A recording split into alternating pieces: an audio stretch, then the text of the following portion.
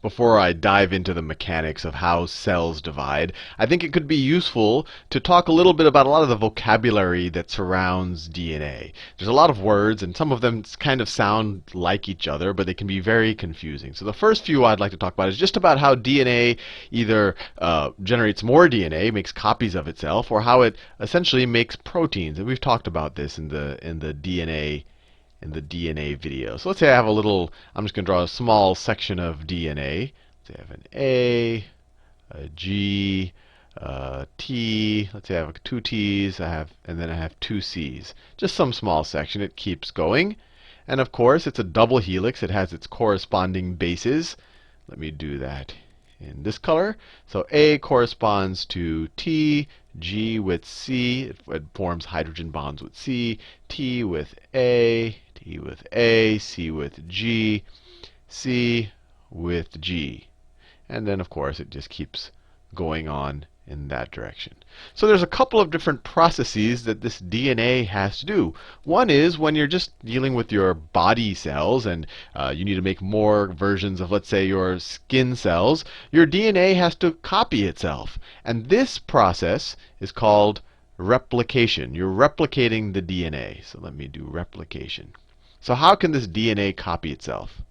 And this is one of the beautiful things about how DNA is structured. Replication. So I'm doing a gross oversimplification, but the idea is these two strands separate, and that doesn't happen on its own. It's facilitated by a bunch of proteins and enzymes, but I'll talk about that, the details of the microbiology in a future video. So let me make separate. So these guys separate from each other. Let me put it up here. They separate from each other, and let me take the other guy. Not too big. The guy looks something like that. They separate from each other. And then once they've separated each other, what could happen? Let me delete some of that stuff over here. Delete that stuff right there. So you have this double helix. They were all connected. They're base pairs. Now, they separate from each other. Now, once they separate, what can each of these do? They can now become the template for each other.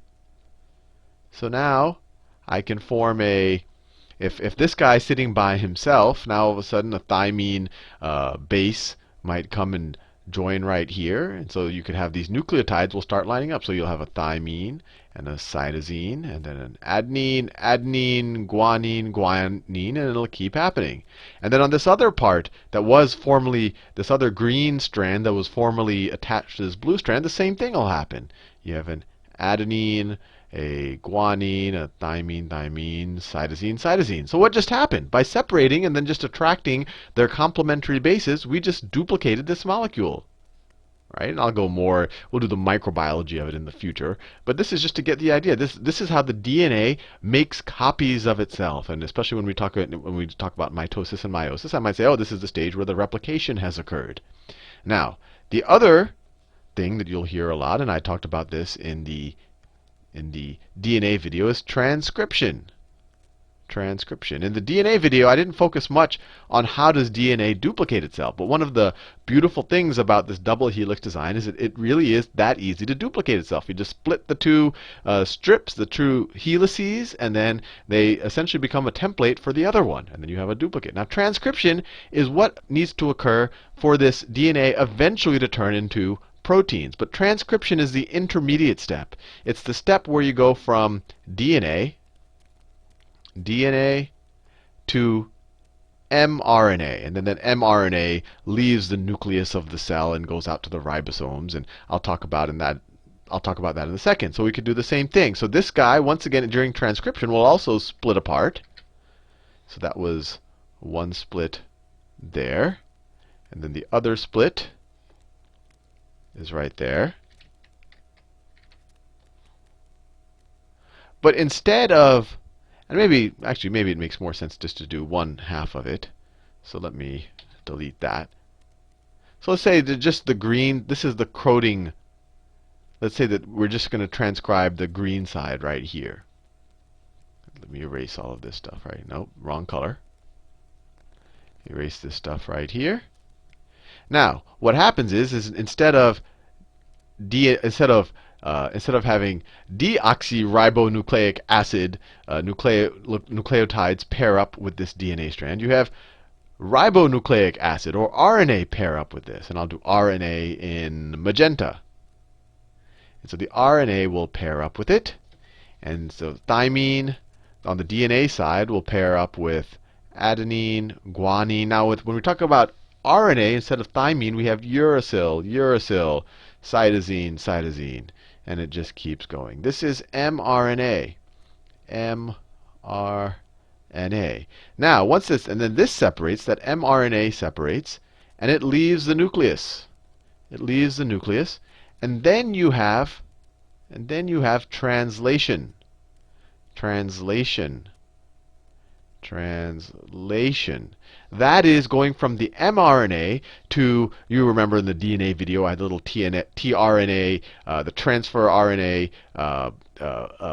kind of were the trucks that drove up the amino acids to the mRNA, and this all occurs inside these parts of the cell called the ribosome. But the translation is essentially going from the mRNA, RNA, to the proteins.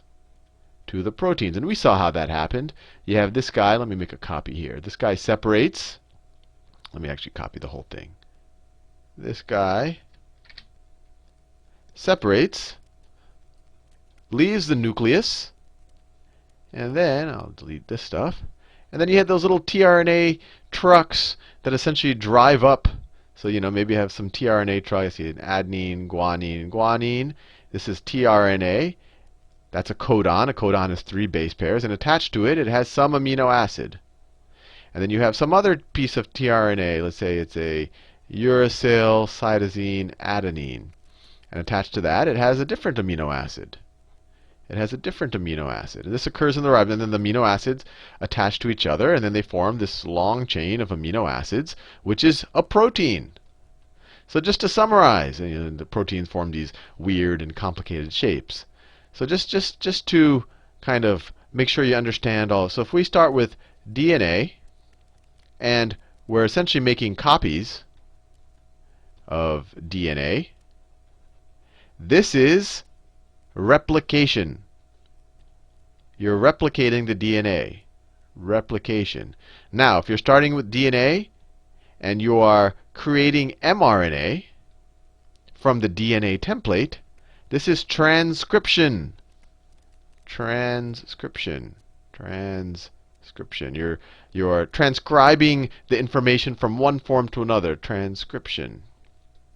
Now, when the mRNA leaves the nucleus of the cell, and I've talked, well, let me just draw a cell just to hit the point home. If this is the whole cell, and we'll do the structure of a cell in the future. If that's the whole cell, the nucleus is the center. That's where all of the DNA is sitting in there, and all of the replication and the transcription occurs in here. But then the mRNA leaves the cell, and then inside the ribosomes, which we'll talk about more in the future, you have translation occur, and the proteins get formed. So mRNA to protein is translation. You're translating from the genetic code, so to speak, to the protein code. So this is translation. Translation. So these are just good words to make sure you get clear and use them make sure you're using the right word when you're talking about the different processes. Now, the other part of the vocabulary of DNA, which when I first learned it, I found tremendously confusing, are the words chromosome. I'll write them down here because you can already appreciate how confusing they are. Chromosome, chromatin,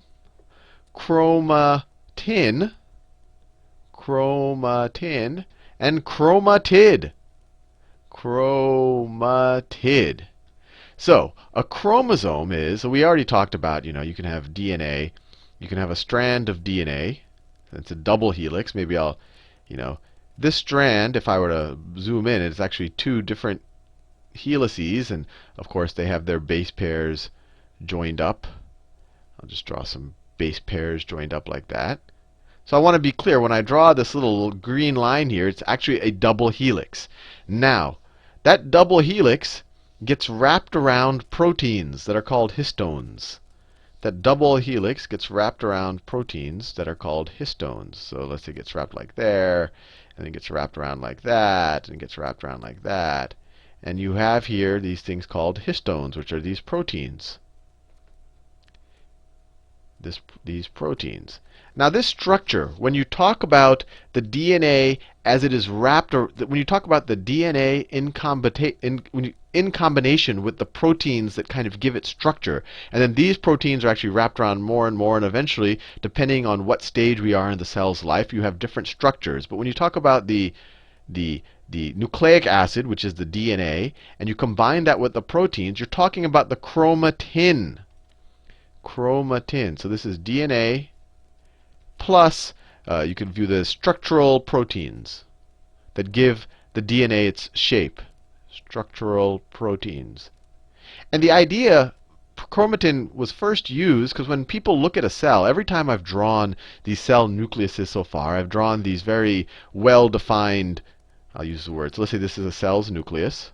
I've been drawing very well-defined structures here. So that's one, and then this could be another one. Maybe it's a shorter, and then it has its homologous chromosome. So I've been drawing these chromosomes, right? And each of these chromosomes, I did in the last video, are essentially these really long structures of DNA, a long chain of DNA kind of wrapped tightly around each other. So when I drew it like that, if you zoomed in, you would see one strand, and it's really just wrapped around itself like this. And then it's homologous chromosome. And remember in the variation video, I talked about the homologous chromosome essentially codes for the same genes, but it has a different version. And it came from, if the blue came from the dad, the red came from the mom. But it's coding for essentially the same genes.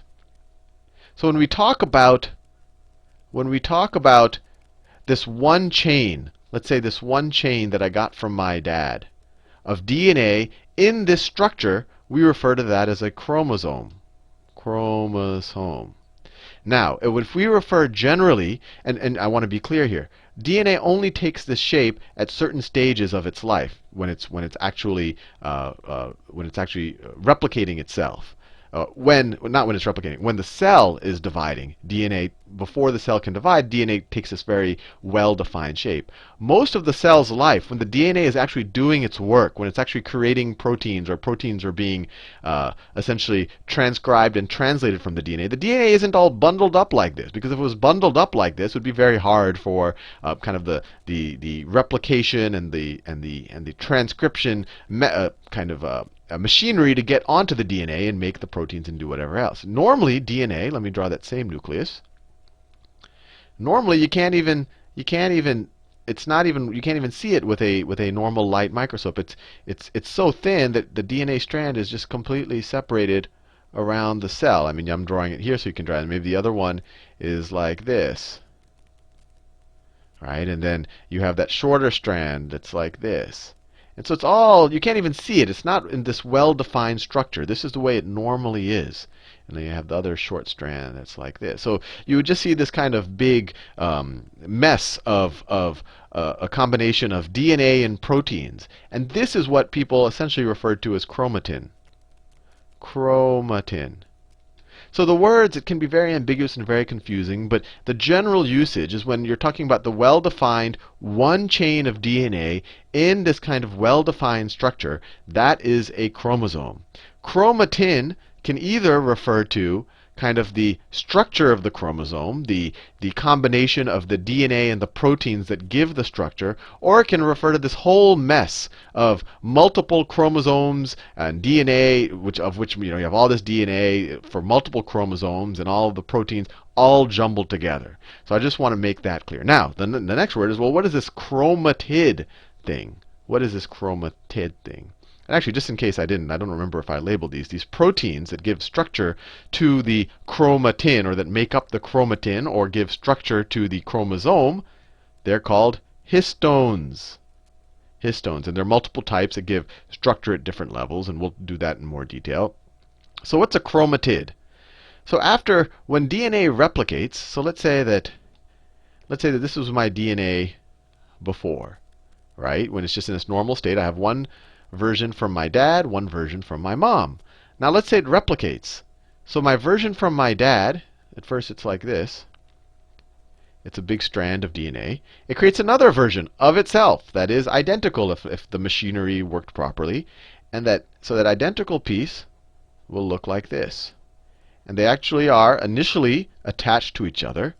They're attached to each other at a point called the centromere. Centromere. Now, even though I have two strands here, they're now attached. And when I have these two strands that contain the exact, so I have this strand right here. And then I have, well, let me actually draw it a different way. I could draw it multiple different ways. I could say this is one strand here. And then I have another strand. I have another strand here. Now, I have two copies. They're coding for the exact same DNA. They are identical. I still call this a chromosome. I still call this a chromosome. Chromosome. This whole thing is still called a chromosome. But now each individual copy is called a chromatid. So that's one chromatid. Chromatid, and this is another chromatid. Sometimes they'll call them sister chromatids. Maybe they should call them twin chromatids because they have the same genetic information. Chromatid. So this chromosome has two chromatids. Now, before the replication occurred, or the DNA duplicated itself, you could say that this chromosome right here, this chromosome like our father, has one chromatid. You could call it a chromatid, although that tends to not be the convention. People start talking about chromatids once you have two of them in a chromosome. And we'll learn in mitosis and meiosis, these two chromatids separate. And once they separate, that same strand of DNA that you once called a chromatid, you now call them individually chromosomes. So that's one of them. And then you have another one that maybe gets separated in this direction. And let me make that, circle that one with the green. So this one might move away like that. And the one that I circled in the orange might move away like this. Now, once they separate and they're no longer connected by the centromere, now what we originally called as one chromosome with two chromatids, you will now refer to as two separate chromosomes. Or you could say, now you have two separate chromosomes, each made up of one chromatid.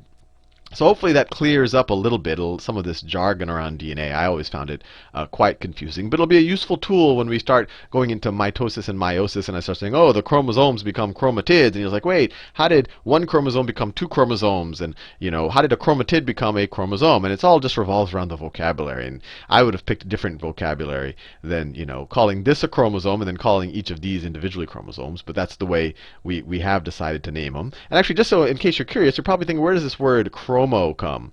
I don't know if you old Kodak film is called chromocolor, and chromo essentially relates to color. I think it comes from the Greek word actually for color, and it got that word because when people first started looking in the nucleus of cell, they would apply dye, and these things that we call chromosomes would take up the dye so that you could see it well with a light microscope. So that's why and some comes from soma for body, so you could kind of view it as colored body.